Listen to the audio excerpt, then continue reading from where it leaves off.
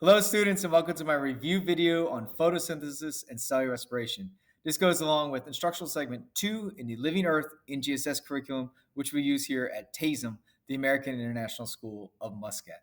This video, like all my other videos, is completely free. I do not make any money from it, and it's just meant to help students here at TASM and anybody else that may find it on the internet. Here's my cat climbing up a tree at TASM. What a crazy kitty.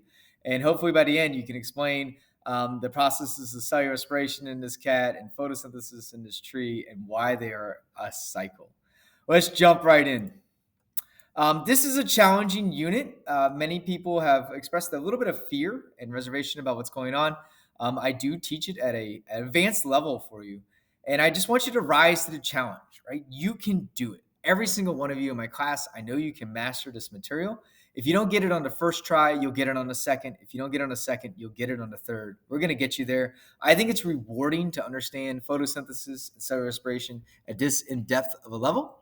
And I think it'll be cool to then jump into evolution, our next unit. And for that one, we'll do a big picture overview.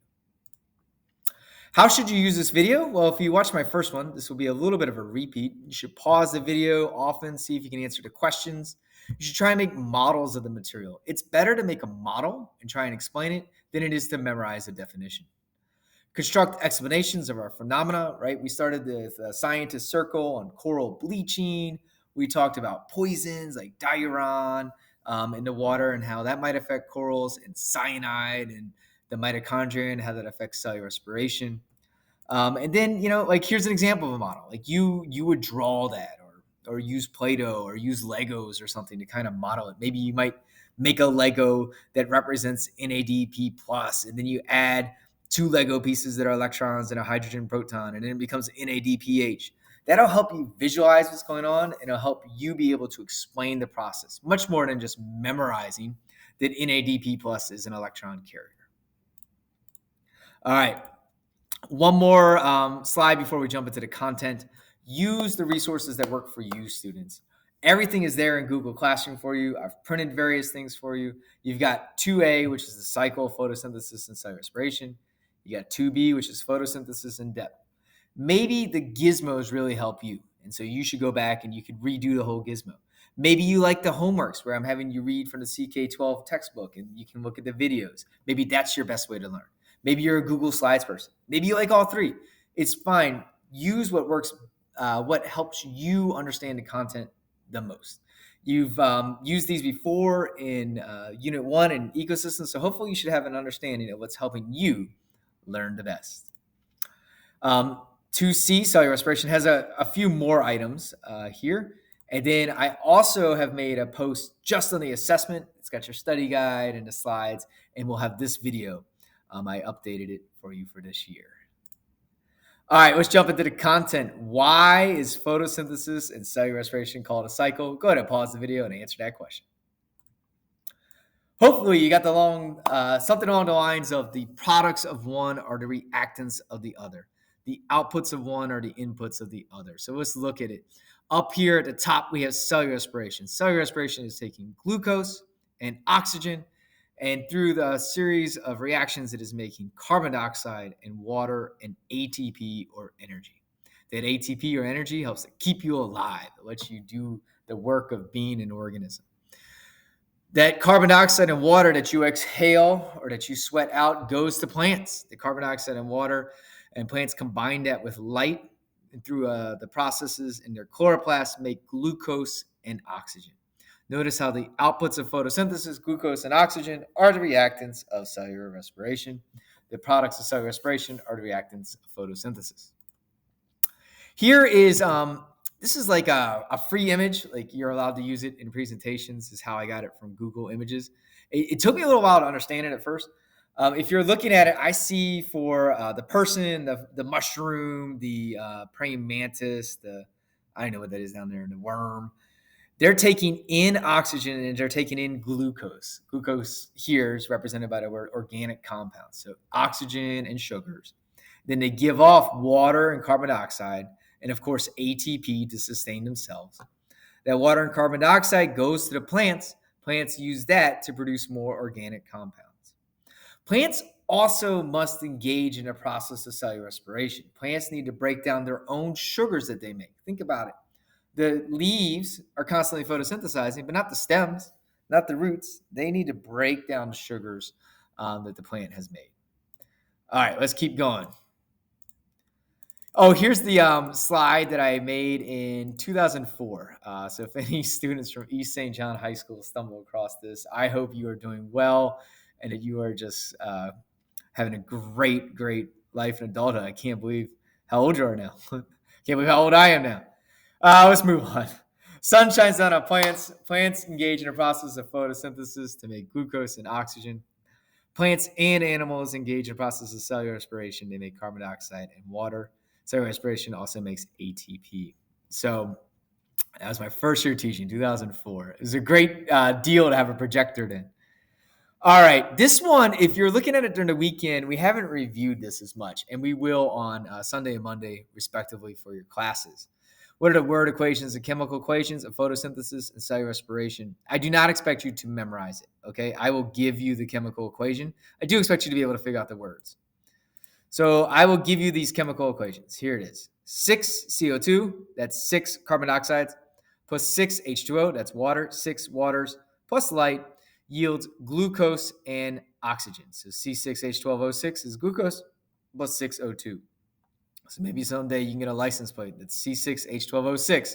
People know you're a sweet sugar. So respiration takes that glucose C6H12O6 plus 6O2, yielding 6CO2, which is carbon dioxide, plus 6H2O, which is water, plus ATP, all right, or energy. So let's see, can you show why this is balanced, all right? So once again, we'll do the Sunday and Monday in class. So let's look at this one up here. This is just saying the words, carbon dioxide, water, glucose, oxygen. Is this balanced? Well, let's count the atoms. Here's how we count them. On this left-hand side, you look, if there's a coefficient, then you would multiply. But if there's no coefficient, then it's just understood to be 1. So this would be 1 carbon atom. There's no others over here, so 1 carbon. How many hydrogens? There's just an imaginary 1 in front of this H2O, so there's just 2 hydrogens. Let's look at the oxygens. There's an imaginary 1 here, so that'd be 2. There's nothing here, so if there's nothing, remember it's just a 1, so 2 plus 1 is 3. So 1 carbon, 2 hydrogens, 3 oxygens on the left-hand side right here. Choose my pen. Woohoo! All right, over here, well, let's add them up. We got 6 carbons. We're going to have 12 hydrogens. And how many oxygens? Can you figure out? Hopefully you got 8. Let's check it out. 6 carbons, 12 hydrogens, and 8 oxygens, right? There's just an imaginary number 1 there in front of each. Now we have some coefficients. So this will help you get ready for chemistry next year. Can you count the carbons, hydrogens, and oxygens on each side here? Pause the video. All right, hopefully over here you got 6. If there's nothing there, it's a 1. So 6 times 1 is 6. No H's over here. 6 times 2 is 12 for hydrogens. And for oxygen, 6 times 2 is 12. And then over here is 6 times 1. So 12 plus 6 is 18. So 6 carbons, 12 hydrogens, 18 oxygens. Over here, we have C6H12O6 plus 6O2. So if we go, we should get 6 carbons, 12 hydrogens. And then over here, you're going to have, there's a 1 times a 6 and 6 times a 2 here. So 12 plus 6, 18. Notice how we now have a balanced equation. They're balanced on each side. 6 carbons, 12 hydrogens, 18 oxygens. So that is good. All right, let's erase this slide and move our party on and get into photosynthesis here. There's probably a quicker way to do that. All right, how does ATP provide energy? I told you in class it's like a battery, right? Or it could be like your cell phones. Just ask students who have uncharged phones and then try and use the charger in class. If their phone is uncharged, it's ADP, 2 phosphates right here. When it's charged, it's ATP, 3 phosphates here. When this phosphate is removed, energy is released. And so you can think of it that way. It's charged up, and as it needs to release energy, it releases it with this phosphate. This is how pretty much, well, not pretty much, how all cells use energy. So it's how to do transport, so to move the sodium potassium pump, to move things along a cytoskeleton. This is the currency or the form of energy that is used in cells. This is a negatively charged molecule. These phosphates are negative, so it doesn't leave the cell. It stays inside the cell, and each cell needs to make ATP. So each cell has mitochondria, except for some special ones like red blood cells. Here's an example of the cycle. So ATP, energy is used for cellular work. So we reviewed in class that would be a catabolic reaction. It has been catabolized into ADP and a phosphate that gives off energy. Here's an anabolic reaction. The energy from food is used to combine ADP and a phosphate, so 2 plus 1, to make ATP again. That would be an anabolic reaction. Remember, anabolic is building up and takes energy to put in. Like photosynthesis is an anabolic reaction. It makes a larger molecule glucose. Cellular respiration is a catabolic reaction. It tears down a glucose molecule to release energy and CO2 and H2O. All right. Here's the charged battery, dead battery. This is from Khan Academy. Just a good example of it. So as that ATP, it's broken. It releases the phosphate. It went from 3 to 2. That gave off energy. And then 2 back to 3, that required an input of energy. All right, why is photosynthesis vital to us? Well, we got to have glucose and oxygen, and without it, we're dead. Okay, what's in a leaf? How do plants get the reactants they need for photosynthesis and release their products? Pause the video. If you remember that we watched the Verasatium video, it was pretty cool. Where does a tree get its mass from? And people are pretty confused. They're like water, dirt, soil, etc. All right, it mainly comes from carbon dioxide going into the tree. So I'd encourage you to watch that one again with your parents. It's underneath Google Classroom, underneath the Google Slides and Videos tab. So leaves get carbon dioxide in, and they release oxygen out, as well as water through their stomata, these holes. They're usually on the underside of the leaves. And remember my great joke in class, what's stomata with you? We took hole punches from leaves. We actually did this a couple times because it's fun. And we put them in plungers and then pull back to suck all the air out of here. And then put them in beakers and let them sink to the bottom. We provided baking soda as a carbon source. And then the leaves did photosynthesis and filled up this mesophyll layer with oxygen. And the leaf actually rose to the surface. That was pretty cool. The chloroplast is the organelle within the plant cell that will do the photosynthesis. Within the chloroplast, there are thylakoids. They look like little green pancakes. A stack of them is called granum. Many stacks are called grana. That would be the plural of it. And the liquid inside the chloroplast is called the stroma, and that's where the Calvin cycle will take place. Why are plants green? We did that cool chlorophyll extraction lab with quarters or Amani change, and then we put alcohol there, and we did chromatography. And so why are plants green? Well, hopefully you got along the lines of something about that they reflect green light. So chlorophyll A, the primary photosynthetic pigment, reflects green light, absorbs blue and red very well, but reflects green, so green is what we see. So what would happen if you were in a greenhouse and you shined green light on plants? Would they do well? No, they would be reflecting it. All right, so here's an example of it. So the ones that we covered with green in class, they did not photosynthesize. The ones we covered with blue and red did photosynthesize, and the leaf disc rose to the top. Okay, here we go. Big model right here, crushing it. You've done this a couple times in class. Can you pause the video and figure out what goes where for this, the light-dependent reactions in the Calvin cycle? Let's rock and roll. All right, number 1 was the stroma. This is the liquid in the chloroplast. Right here in the thylakoid is where the light-dependent reactions will take place, really in the thylakoid membrane. Number 2, well, that's what it is. That's a thylakoid. And number 3, what comes in is water. And number 4, what comes out is oxygen.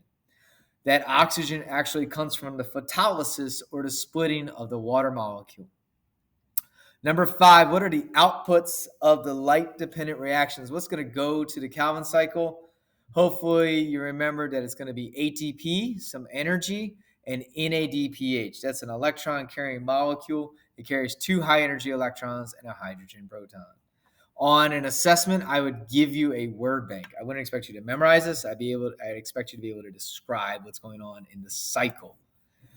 Number 6 is CO2 coming in, and number 7 is glucose coming out, here represented by G3P. So in other words, carbon dioxide comes into the Calvin cycle. The Calvin cycle then produces, with the energy from ATP and NADPH, they make glucose. So now these have lost their energy, so they become ADP in a phosphate and NADP plus as they go back to the light-dependent reactions. So notice once again how I've lost my pen. How the light-dependent reactions and the Calvin cycle, the products of one are the reactants of the other. So it's just like the overall cycle of photosynthesis and cellular respiration. And here there's a cycle within photosynthesis. So that's showing you how efficient cycles are in nature. Here was the model we did in class to really help learn the light-dependent reactions. We also engaged in the Bioman bio game, and many of you all, if you got it to work, really liked that HHMI model online that we did for the light-dependent reactions. So can you pause the video? Can you kind of describe what's happening here? I'm going to ask you that on the next slide as well. All right, here it is. So you would have a word bank on that assessment. So remember, if you might even have had this at home, right? If you took it home, you can practice it. So the light shines down on these photosystems. Here's photosystem 2 and photosystem 1. The light is hitting both of them at the same time. Inside of the photosystems are chlorophyll molecules. Those chlorophyll molecules get hit by the photons of light, and the electrons get bounced out another level and leave through an electron transport chain. So in other words, they're energized and they lose electrons. Those electrons must be replaced. And so they're replaced with, number 2 here, this is the thylakoid inside. So this would be the membrane of the thylakoid. So this is inside of it. So number 3, what replaces those electrons is the photolysis or the splitting of water. H2O is split. A hydrogen atom is hydrogen is 1 proton and 1 electron. So that electron is stripped and goes through the chain. That leaves 1 proton left. So some books you might see it as just a plus with a circle around it. That'd be called a cation. I tried to always use H plus in class so that way you wouldn't get confused. All right, and now the electrons are going to travel through this electron transport chain. As they move through this chain, it's these specialized proteins, some of the energy from the high energy electron, remember it was bumped by the sunlight, so it's got a lot of energy. It'd be like if you got bumped to the top of the hill above the old mosque here near Tasem, and then you're able to coast down on your bike. That H plus, some of the H pluses that are on the outside can be pumped in. This is really important in a minute. So we're pumping H pluses to the inside of the thylakoid. So inside of here are going to be lots of positive H pluses. The electron gets tired. That's not entirely accurate, right? I'm giving it a human quality here. I really shouldn't anthropomorphize molecules. So that means give it human characteristics. So the electron gets re-energized at photosystem 1. And from there, it's able to go to NADP plus. Oops, I cleared the screen. Oh, that's okay. And at NADP plus, it gains 2 electrons and a hydrogen proton and becomes NADPH. NADPH goes to the Calvin cycle. That was one of the light-dependent products. Also, the H pluses are accumulating, students, here inside the thylakoid. Those H pluses have a lot of potential energy. There are more H pluses on the inside than there are on the outside. That will also, this is more positive and then here. So there's great potential energy for the H pluses to diffuse through ATP synthase. As they rush through ATP synthase, it literally works like a rotor. For every 4 that goes through, it spins. And when it spins, it takes a phosphate and adds it to ADP. So here is the uncharged battery. It spins and it adds another phosphate. Now it's ATP. All right. So it spins and it adds a phosphate. Here, let's see it in action.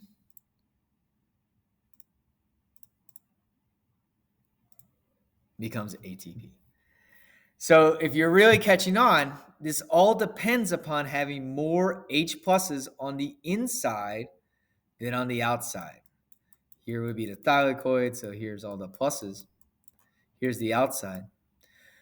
Items flow from areas of high concentration to low concentration. So there is part of the potential energy to flow from inside the thylakoid to outside.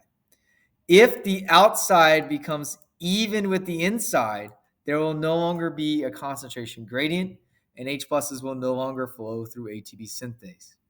No more ATP will be made, and the plant will die. So one way that some poisons work is they actually uncouple or break this membrane here so that H pluses can go through. This membrane is interesting. You might have caught on here that oxygen can go through the membrane, right through it. Oxygen can go right through it, but the H pluses can't. Why is that? That's interesting. The reason being is that this is what's called a phospholipid, and it has very fatty acid tails. These fatty acid tails are non-polar, and they repel anything that's charged. So the H pluses hit it and bounce right back. They hit it, they bounce right back. They hit it, they bounce right back. They cannot get through. Anything that's charged cannot. Oxygen bonds to itself, and it is not charged. It does not have a charge on it, so it diffuses right on through the membrane. All right, let's jump back into photosynthesis here. So why don't you pause the video and describe it again? Use this model this time for the light-dependent reactions. If you can nail this, you are really ready. You're on track for AP, IB biology, and just for a better understanding of what's really going on in a plant. The standard talked about the rearrangement of atoms and molecules, atoms which make up molecules, in photosynthesis and cellular respiration. So here you can really see the rearrangement of the water, the H pluses. That's why I taught it this in depth, right? Now here's the H, the oxygen goes out. You're seeing the rearrangement of those bonds and why it's really a cycle. I just think it's more rewarding to know this than to just memorize those equations. Here's that big picture again, right? The light-dependent reactions are generating NADPH and ATP. Those are energy-rich molecules, sending them to the Calvin cycle. The Calvin cycle uses those energy-rich molecules to make sugars. All right, not going to ask you a whole bunch about the Calvin cycle, except for just in general that it makes sugars and takes in carbon dioxide and gives off, the products for the light-dependent reactions, ADP and NADP+. If you want to know a bit more, that's great. The 3 main stages are carbon fixation. This is the rubisco is the most prevalent enzyme on Earth. It's going to take carbon dioxide and attach it to a pre-existing molecule called ribose bisphosphate right here, RUBP. Once the carbon dioxide is attached to it, it splits into 2 3 carbon molecules. It is then reduced. And this is a funny word. Reduction is the gaining of electrons, and it's changing the charge. You can remember that there's an acronym called oil rig, where oxidation is losing electrons and reduction is gaining electrons. So here it gains electrons, and so it's going from it's gaining them by using the energy from ATP and gaining them from NADPH. So NADPH loses electrons. NADPH is technically oxidized back to NADP+. And then here these carbon molecules are being reduced. They're gaining electrons and hydrogen, and they become glucose. There's a regeneration phase where the RUBP is remade again. It's actually more efficient for the plant to make this RUBP molecule than it is for it to try and stack and put together a bunch of CO2s. This is more energetically efficient, and this is another cycle. That went a little bit over the head. Don't worry about it, but it's pretty cool stuff. All right, let's go on. There's a couple of factors that affect photosynthesis. There's a good gizmo about this that I'll post on Sunday and Monday that you can practice if you like. We also did practice the graphs in class, and we talked about why they would look the way they do. And so, can you construct a graph for the factors that affect photosynthesis? Put the rate of photosynthesis on the y-axis. Put the factor that affects photosynthesis on the x-axis. Here they are again. See if you can do them. Pause the video. All right, hopefully you got along the line something like this. So let's start with light intensity. So imagine it's dark. No photosynthesis is going to happen. Then there's just a little bit of light, a little bit of photosynthesis, a little bit more light, a little bit more. At some point, it'll level off, though. There's only the photosystems can only work so quickly, or the electron transport chain can only work so quickly. That's called a limiting factor or a limiting rate. So here, the rate can only go above a certain point with light intensity. So this is important to figure out if you had a greenhouse or if you were trying to grow strawberries inside your house, right? At some point, the wattage on the bulb wouldn't do any better. In fact, it might even hurt it because it might burn it. So you wouldn't gain any more production. Same here for CO2. So CO2, how much there is in the atmosphere. If there's no CO2, obviously it can't do photosynthesis. It can't make sugars. We are putting lots of CO2 in the atmosphere, so this is not really a problem for plants. It's more a problem for us with global warming. Temperature. If it's really cold, the kinetic theory of matter molecules don't move around as much. It's not easy for the plant to engage in photosynthesis. If it's normal temperature, it does the greatest rate of photosynthesis. And if it gets too hot, what happens is that enzymes can denature. And I thought the gizmo did a really good job talking about how Rubisco can be denatured at too high of a temperature. All right. We got to play with lots of plants in class. You got to go outside and get them. I hope you really enjoyed all that. All right. Take a break. Go run around for a little bit. Do some push-ups. Come on back now. Cellular respiration. There we are. That was a fitness room back in the day. It's been moved around now. Coach Takayoshi moves some stuff around, so I thought I'd just put an old school picture. Get in there and get swole. Let's learn about the mitochondria.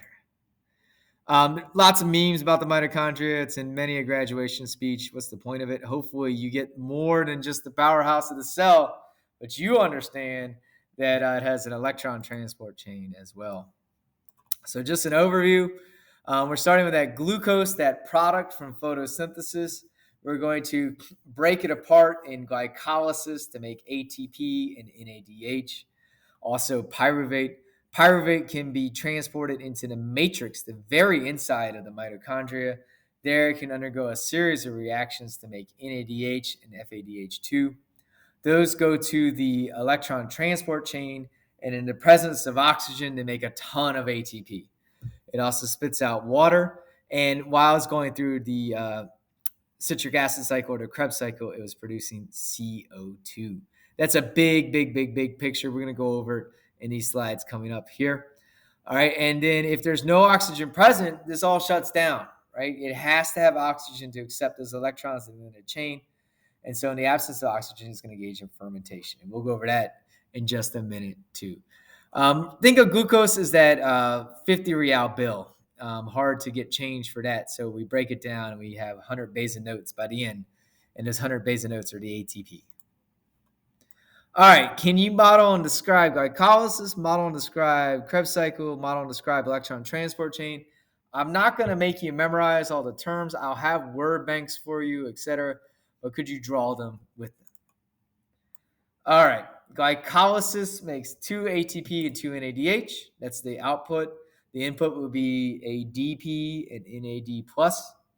Krebs cycle makes a lot more NADH and FADH2. So the inputs would be NAD+ and FAD.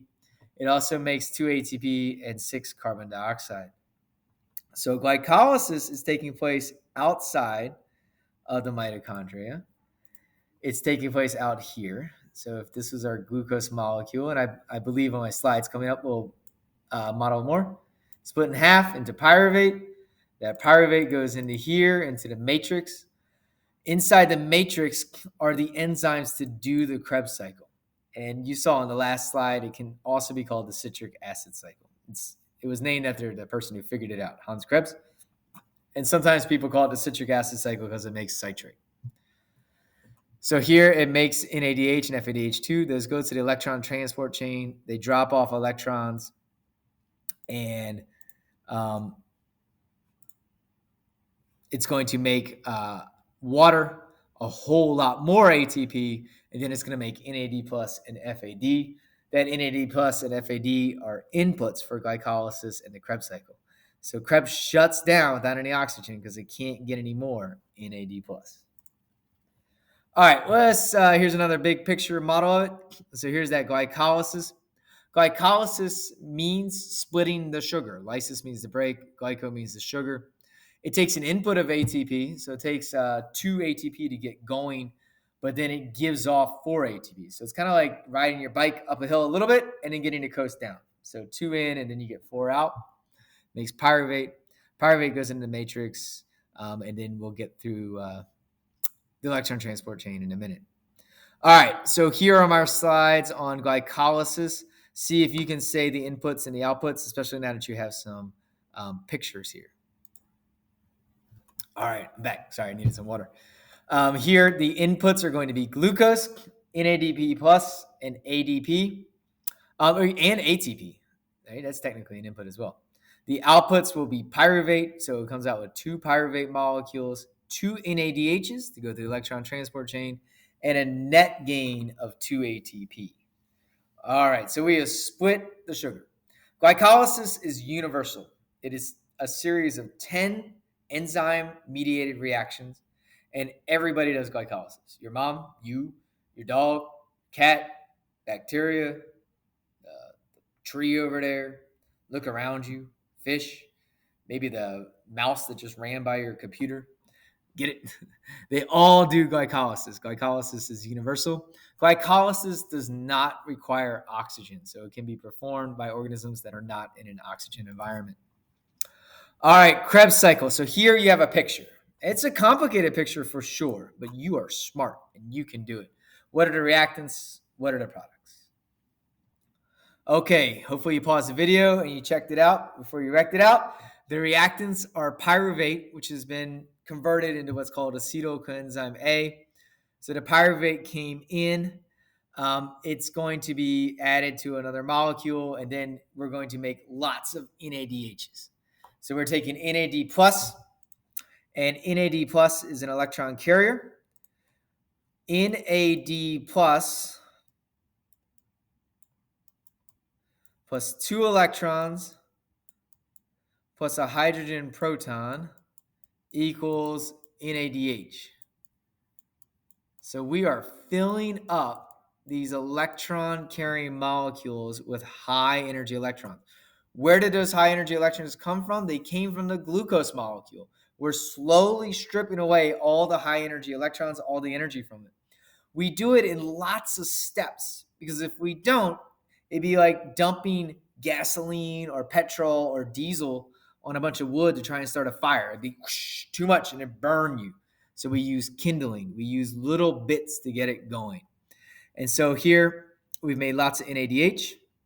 We also make FADH2, which is another form of an electron carrying molecule.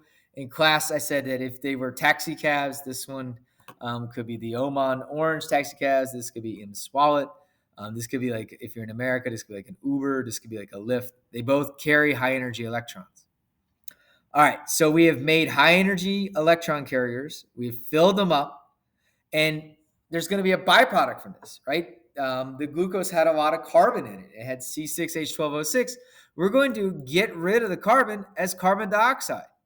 Notice how that will then become the input for photosynthesis. So we're going to lose the carbon as carbon dioxide, and it will leave there. All right, the electron transport chain, oxidative phosphorylation.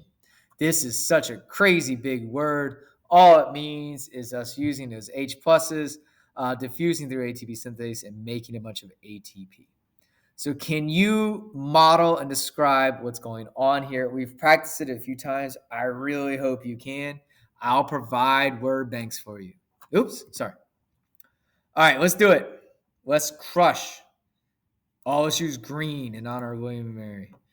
All right, NADH drops off electrons. FADH2 drops off high energy electrons. It also, as it becomes NAD+, drops off an H+. These also get dropped off. The high-energy electrons travel through a series of protein complexes called an electron transport chain. The energy from the electron in the protein complex pumps an H+ from the inside or from the matrix to the intermembrane space. This is aptly named the intermembrane space because inter means between, so it is between two membranes. So here the H pluses have been pumped from the matrix to the intermembrane space. Here, this is protein complex 1, 2, 3, 4. So they keep getting pumped into the intermembrane space. Some of you research diseases where these pumps don't work, and then the mitochondria doesn't work as well. So here we go. We got a whole bunch of H pluses here.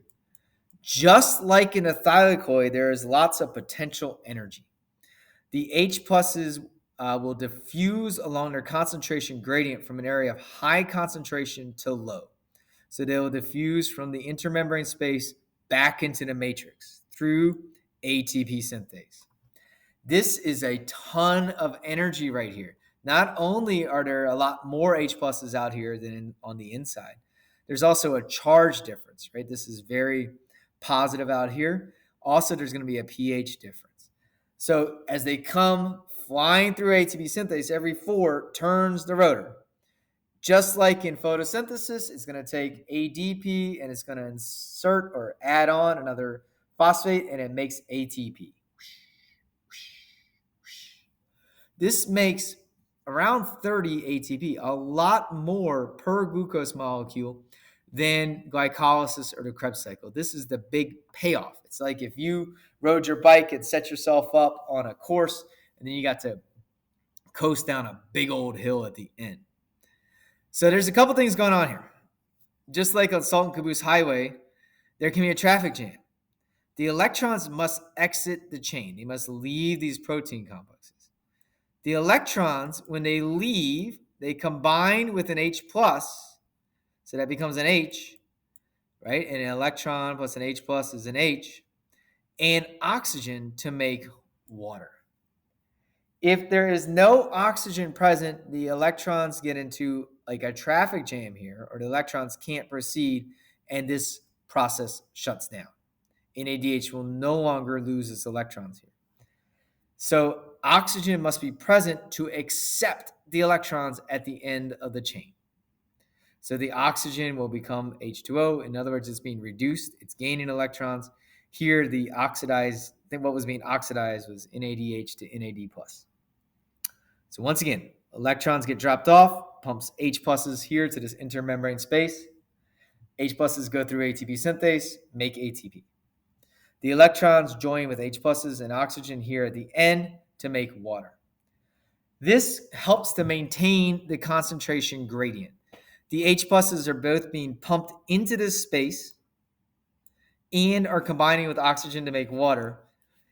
In other words, they're not sticking around in the matrix. The matrix must have a low H plus concentration, whereas the intermembrane space must have a high H plus concentration for the electron transport chain to work, for this chemiosmosis, the diffusion of H pluses through ATP synthase to make energy, to make ATP. That is so cool. You went through a gizmo. Cyanide works by attacking these protein complexes, so that way the H plus gradient can't be made. All right, here we go. So chemiosmosis is the diffusion of these, and the whole thing is called oxidative phosphorylation. What happens without oxygen? Without oxygen, there is anaerobic respiration. In anaerobic respiration, there's 2 types. There's fermentation, which is what I will test you on, making lactic acid and ethanol.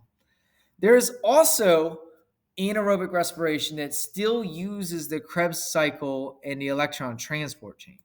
It just uses a different final electron acceptor, such as sulfate.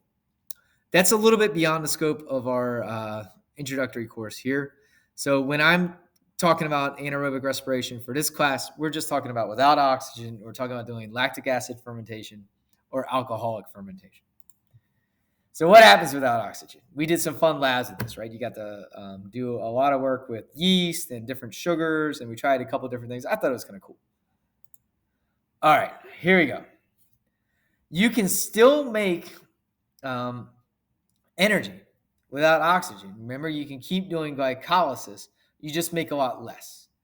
So for humans, what can you do a flat out sprint for? Maybe 90 seconds, maybe 2 minutes at the absolute most. And then you accrue an oxygen debt and you'll have to stop so that way you can breathe in oxygen and engage in aerobic cellular respiration again.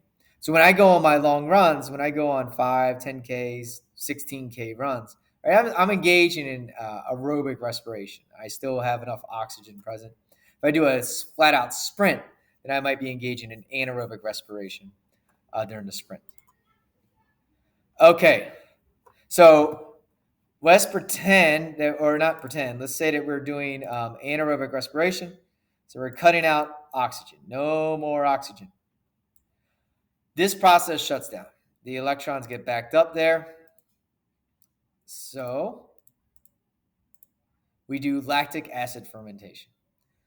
What happens is still doing glycolysis. So glycolysis takes glucose, it makes pyruvate, it makes 2 NADHs, and it makes ATP. So this is great.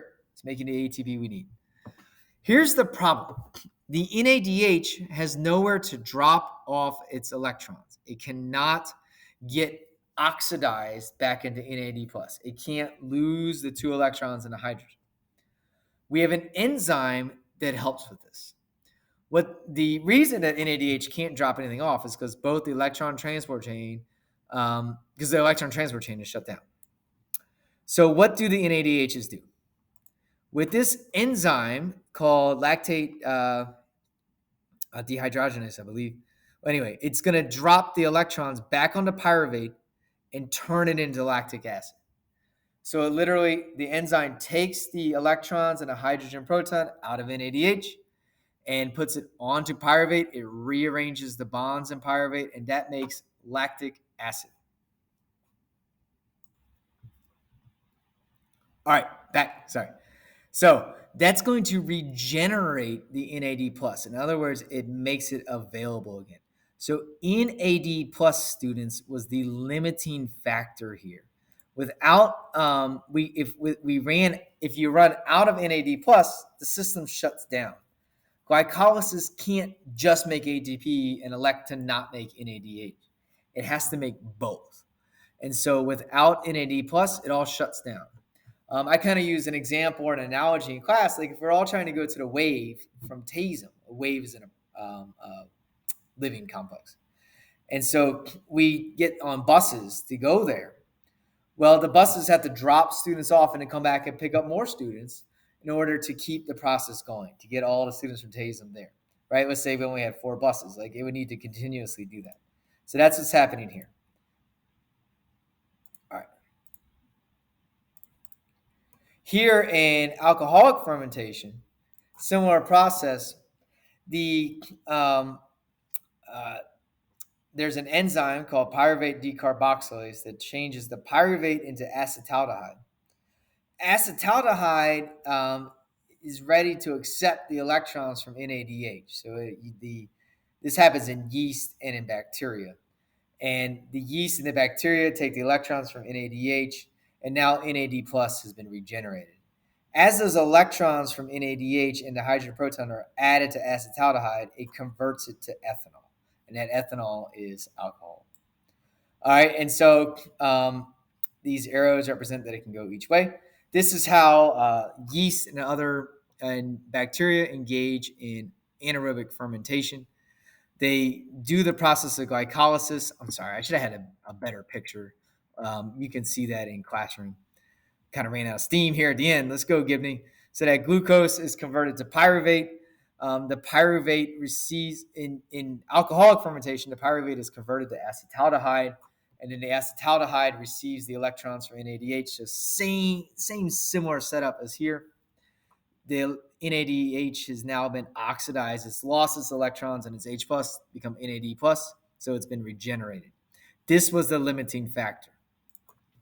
This also gives off carbon dioxide. So this happens when we do bread, when you make bread. right? You add yeast, they're doing alcoholic fermentation. Now you might be saying, well, bread doesn't have any alcohol in it. That's true. The alcohol burns off as it's being cooked.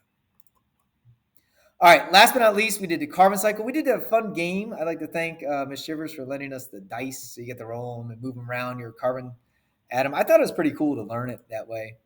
The big thing I want you to know for this test is what's the difference between a reservoir and a flow, and then how are we altering historical carbon reservoirs? So hopefully you thought about it. A reservoir is kind of like if it's a dam, and a couple of you all did the effects of dams on biodiversity for your CER last year. It was pretty cool. It's a place that holds a lot of water, right? So a carbon reservoir is a place that holds carbon. And so here, places that carbon can be held include the atmosphere. It can be held inside of plants. It can be held inside of you, and then it can be respired. It can be held inside of the ground. It can be held inside of the ocean. The flow is the process from which it moves between different reservoirs. So when it moves from you to the atmosphere. How are we impacting reservoirs? Well, what I want you to know is that we are adding lots of carbon to the atmosphere. So we're dramatically changing that reservoir. This is called the Keeling curve. This is one of the most famous measurements of CO2. It's out in Hawaii and it's run by the University of San Diego. Let's go over a couple of those reservoirs. So the atmosphere holds carbon dioxide. Trees hold carbon in the form of sugars and proteins. The ocean holds carbon in the form of dissolved salts. Rocks hold carbon in the form of minerals, right? And so those minerals are inside of those rocks and they're held there for a really long time. Notice how that is the biggest reservoir. And I tell you what, this is a rocky country here. Can't wait for Jebel Rockdar this year. Fossil fuels hold tons of carbon as well. And so here's the big one.